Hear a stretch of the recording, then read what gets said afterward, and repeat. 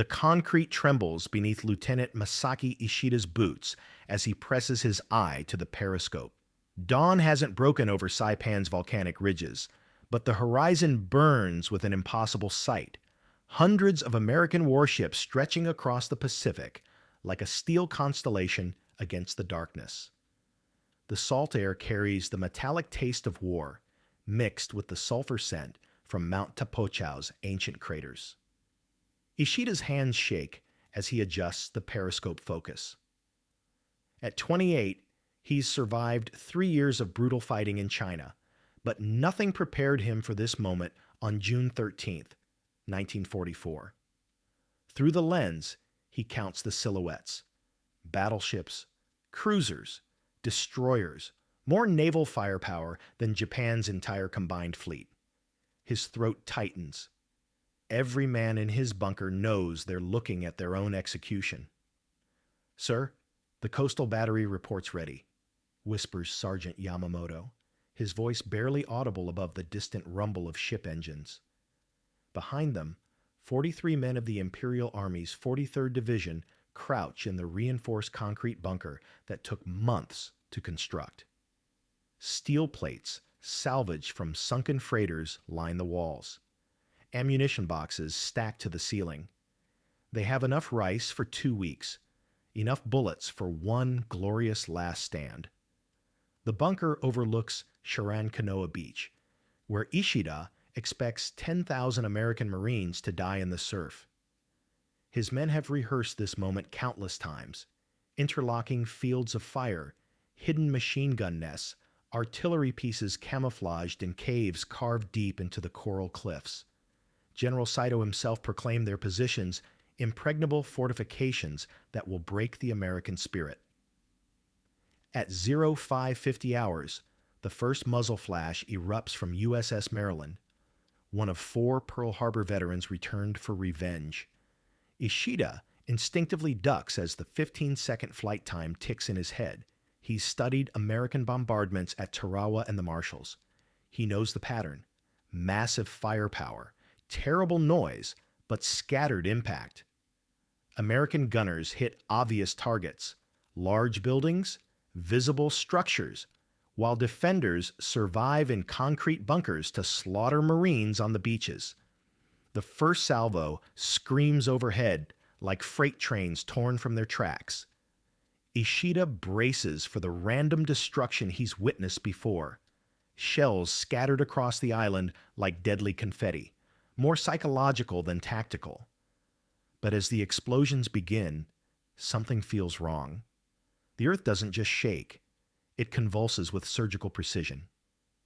Through his periscope, Ishida watches a camouflaged artillery position 200 yards north simply vanish in a cloud of smoke and coral dust. Not damaged, not suppressed, obliterated. His stomach drops as realization creeps in like poison. That position was invisible from the sea, hidden beneath weeks of careful camouflage. How could the Americans have known exactly where to aim? "Sir," Yamamoto's voice cracks. They're not firing blind. But how could American gunners see through darkness and smoke to hit targets with such terrifying accuracy? What Ishida witnessed next would shatter everything Japanese defenders believed about modern warfare. For 6 months, Ishida's men had transformed Saipan into a fortress designed to break American amphibious warfare. They'd studied every Allied invasion since Guadalcanal, analyzing tactical reports smuggled from the front lines.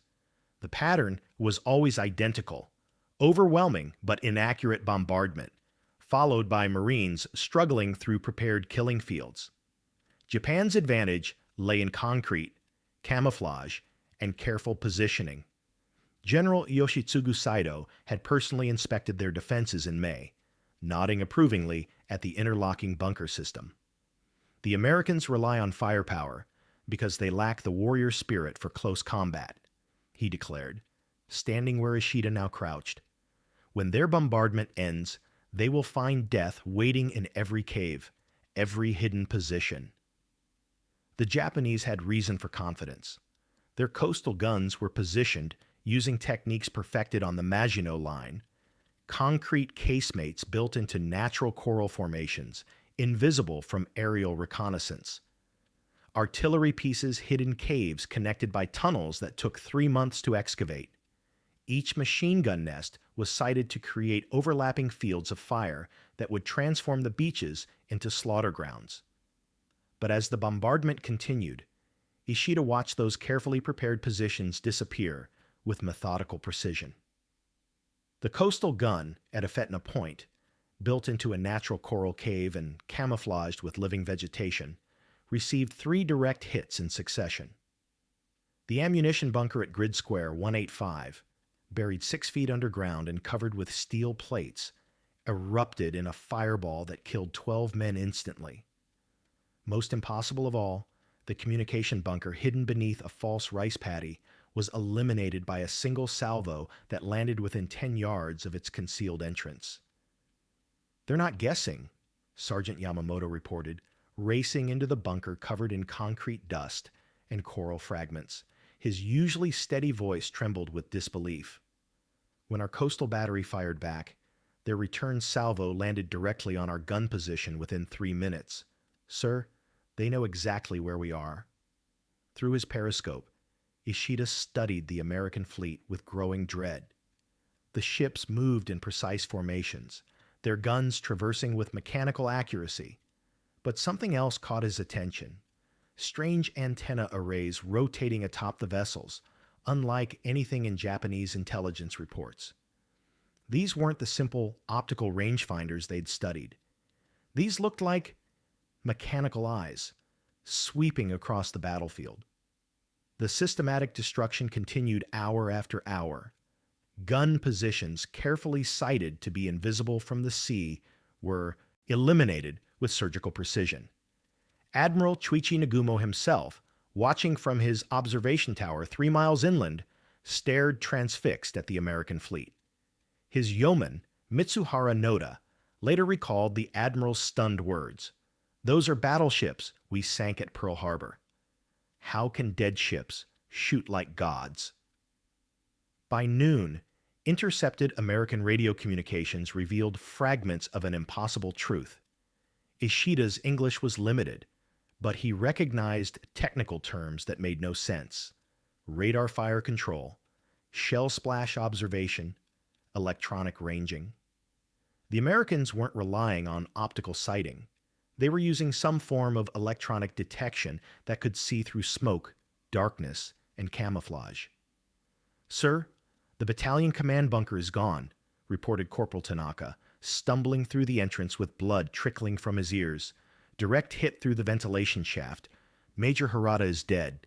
They knew exactly where to aim." The psychological impact rippled through the garrison like a virus. Japanese defenders had prepared to die gloriously against overwhelming odds, but this felt different, supernatural, inevitable. How do you fight an enemy that can see the invisible and strike with divine precision? As darkness fell on June 13th, Ishida expected relief from the bombardment. Night had always been Japan's ally. Darkness that concealed movement, confused targeting, and allowed wounded positions to recover. But the American shells continued falling with the same terrifying accuracy. Muzzle flashes lit the horizon like lightning, followed by explosions that found their targets despite complete darkness. "They can see in the dark," whispered Private Sato, the youngest man in the bunker at barely 18. His words hung in the air like an accusation against the natural order. How can men see in the dark? Ishida had no answer. Everything he'd learned about warfare, every tactical principle drummed into him at military academy, crumbled under the weight of this technological impossibility.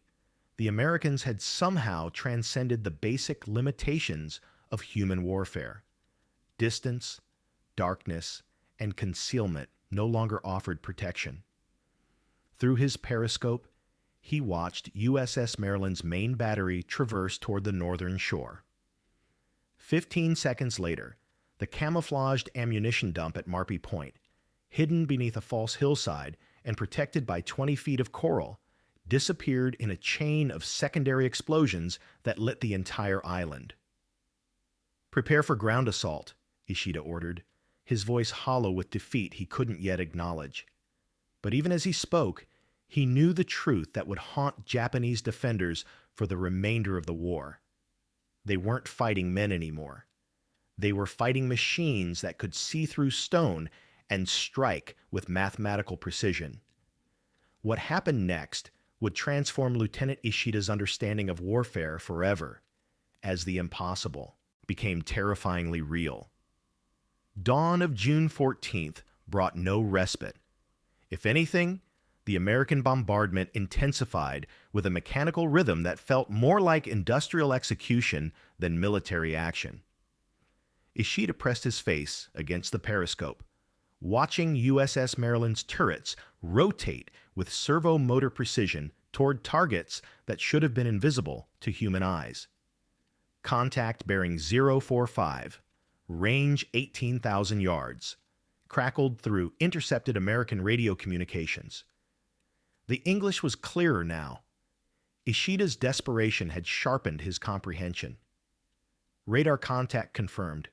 Guns ready. Radar. The word meant nothing to most Japanese defenders, but Ishida had studied engineering before the war. Electronic detection, radio waves bouncing off objects to reveal their location. But that was theoretical technology, laboratory experiments. It couldn't possibly work at sea, through smoke and darkness, with enough precision to guide naval gunfire. The next salvo proved him wrong. 3 16-inch shells landed within 15 yards of a hidden artillery bunker carved into the coral cliffs of Mount Tapochau. The position had taken 2 months to construct, camouflaged so perfectly that Japanese observers couldn't spot it from 500 yards. Yet American gunners, firing from ships 20 miles offshore, placed their shells with surgical accuracy. "Sir, they're adjusting fire in real time," Sergeant Yamamoto reported, his voice cracking with disbelief. "Watch the pattern. First salvo, 3 shells slightly long. Second salvo, 2 shells. Direct hits. They can see their own shell splashes and correct instantly." Ishida studied the American fleet through his periscope, focusing on those strange rotating antenna arrays. As he watched, the USS Massachusetts fired a salvo at the northern shore. Seconds later, he saw the antennas rotate fractionally, as if following the shell's flight path. When the shells impacted near a camouflaged machine gun nest, the antennas paused. Then the ship's guns traversed slightly left. The next salvo obliterated the position completely. "Impossible," breathed Corporal Tanaka. "They're watching their own shells land from 20 miles away. How can metal eyes see what human eyes cannot?" The systematic destruction continued with mechanical inevitability. Each Japanese position revealed by muzzle flash or radio transmission was eliminated within minutes. The Americans had somehow transcended the fundamental limitations of naval warfare. They could observe, calculate, and strike with mathematical precision that bordered on supernatural.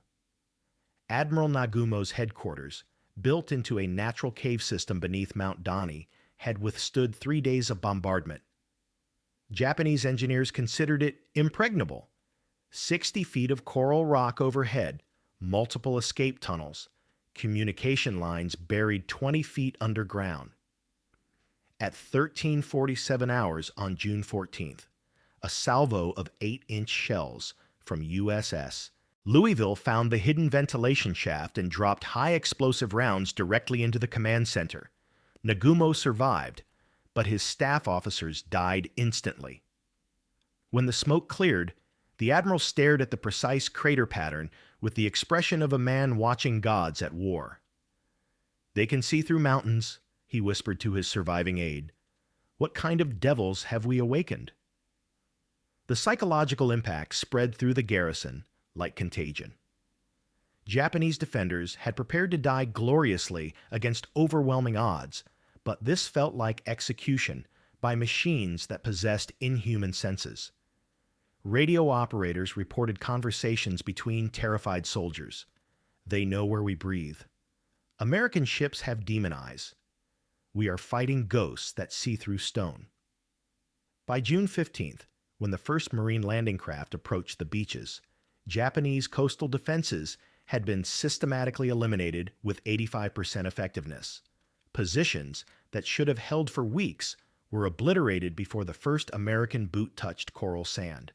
The elaborate defensive plan, based on stopping invaders at the shoreline, collapsed under the weight of technological revolution. Ishida watched the Marines wade ashore through his damaged periscope, expecting the slaughter that should have greeted them. Instead, he saw American troops advancing against scattered, demoralized resistance. His carefully positioned machine gun nests were silent, their crews dead beneath tons of precisely delivered high explosive. The interlocking fields of fire existed only on tactical maps. The reality was crater-pocked coral and the smell of cordite. "Sir, we have to retreat to the interior," Yamamoto urged. "The beach positions are finished." But even retreat offered no sanctuary. As Japanese defenders fell back toward Mount Tapochau's slopes, American naval gunfire followed them with relentless accuracy. Radio transmissions were tracked and eliminated. Vehicle movements drew instant fire. Even individual soldiers running between positions were targeted by shells that seemed to anticipate their movements. The breaking point came when Private Sato, the 18-year-old who had whispered about American night vision, broke cover to rescue wounded comrades from a destroyed bunker. He ran in a zigzag pattern, using every concealment technique taught in infantry training. An 8-inch shell from USS Indianapolis landed 3 feet behind him, killing him instantly. "They can see individual soldiers," Corporal Tanaka stated flatly. "From 20 miles away, through smoke and dust, they can see one man running." The words hung in the air like a death sentence against rational warfare. Everything Japanese defenders understood about combat, cover, concealment, camouflage, had become obsolete in the face of electronic eyes that penetrated every hiding place. As Ishida's surviving men huddled in their partially collapsed bunker, intercepted American communications revealed the full scope of their technological nightmare. Mark 8. Fire control radar could track 16-inch shell splashes at ranges exceeding 35,000 yards with 15-yard accuracy. Mark 25 radar systems painted surface targets through smoke screens and darkness.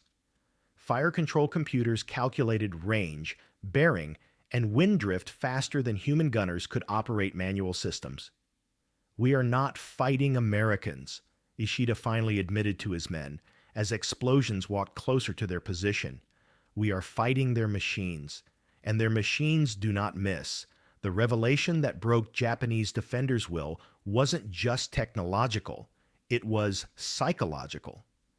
They had prepared to die with honor against human enemies. But how do you maintain warrior spirit against electronic demons that see through mountains and strike with mathematical precision?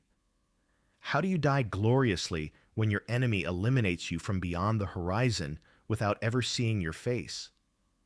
On June 16th, as American forces pushed inland with devastating fire support, Ishida made the decision that would haunt him forever. Rather than die uselessly in a concrete tomb, he ordered his surviving men to attempt breakthrough to Japanese lines on Mount Tapochau. They would run at dawn, using smoke and scattered formations to confuse the electronic eyes watching from offshore. They never had a chance. American radar tracked their movement from the moment they left cover. Naval gunfire eliminated them systematically with precision that seemed almost personal in its accuracy. Of 43 men who began the defense of Charinkanoa Beach, only 7 survived to reach Japanese lines, and Ishida wasn't among them. But his story didn't end with heroic death. What happened to Lieutenant Masaaki Ishida next would reveal the true human cost of technological revolution in warfare. Lieutenant Ishida survived the bombardment, but not in the way he'd imagined. On June 18th, wounded and delirious from 3 days without water, he stumbled into the most unlikely captor in Marine Corps history, 18-year-old PFC Guy Gabaldon, a Mexican-American kid from East Los Angeles who spoke perfect Japanese. Gabaldon found Ishida collapsed near a destroyed artillery position, muttering about electronic demons and machine eyes that see through stone. What should have been a routine prisoner capture became something extraordinary. Gabaldon, raised by a Japanese-American foster family, understood not just Ishida's words, but his psychological devastation. "You want to know how we could see your positions?" Gabaldon asked in fluent Japanese, offering water from his canteen. "Radar. Electronic eyes that bounce radio waves off targets, your shells, your bunkers, even individual soldiers. Everything shows up on our screens like stars in the night sky." Ishida's response haunted Gabaldon for decades afterward. "We never had a chance, did we? All our preparation, all our concrete and steel, worthless against American machines." The technological shock of radar fire control at Saipan fundamentally transformed Pacific warfare, but not just tactically, psychologically. Japanese defenders realized that their traditional advantages, defensive positions, camouflage, night operations, offered no protection against an enemy equipped with electronic senses. The impact contributed directly to the largest banzai charge in Pacific War history, as 4,311 Japanese troops died in a desperate final assault on July 7th, choosing death over continued resistance against technologically superior forces. But the revolution extended far beyond one battle. Admiral Nagumo, who survived the Saipan bombardment only to commit suicide as American forces closed in, left behind a final report that reached Emperor Hirohito himself. "American radar technology has made traditional naval warfare obsolete. Our concrete fortifications offer no more protection than paper screens against electronic eyes that see through darkness and smoke." The psychological impact rippled through Japanese high command.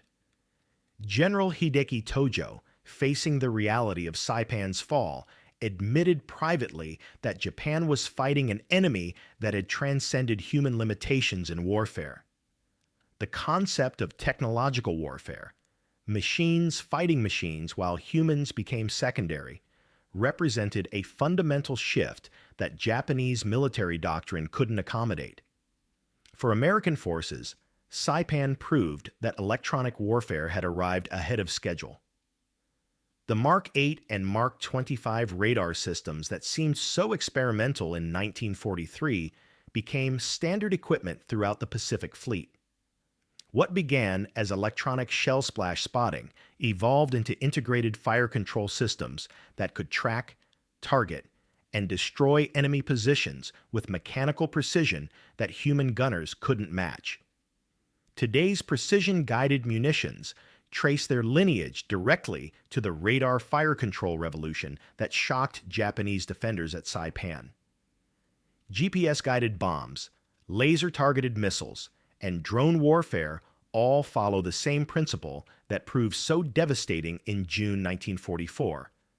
Electronic eyes that see beyond human limitations, calculating trajectories, and targeting with mathematical accuracy. The human cost extended beyond battlefield casualties. Ishida, who survived American captivity and returned to Japan in 1946, spent the rest of his life trying to explain what he'd witnessed to a generation that couldn't comprehend technological warfare. His post-war interviews reveal a man fundamentally changed by encountering machines that possessed capabilities beyond human understanding. "We prepared to fight Americans," he told Japanese historians in 1965. "But we fought their electronic spirits instead." How do you maintain warrior honor against an enemy that kills you from beyond the horizon without ever seeing your face?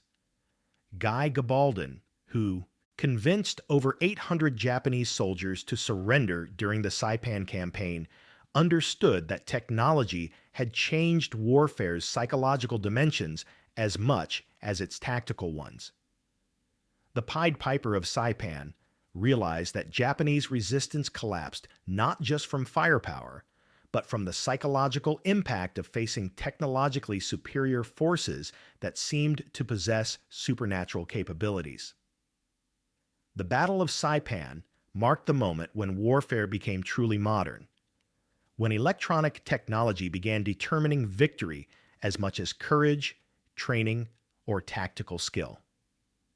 For Japanese defenders who expected to fight with honor and die with glory, the systematic destruction by invisible electronic systems represented something beyond military defeat. It was the death of an entire philosophy of warfare, replaced by the cold precision of machines that never miss their targets. In understanding this transformation, we glimpse our own future, where human warriors increasingly face electronic enemies that see everything, calculate perfectly, and strike with mathematical inevitability.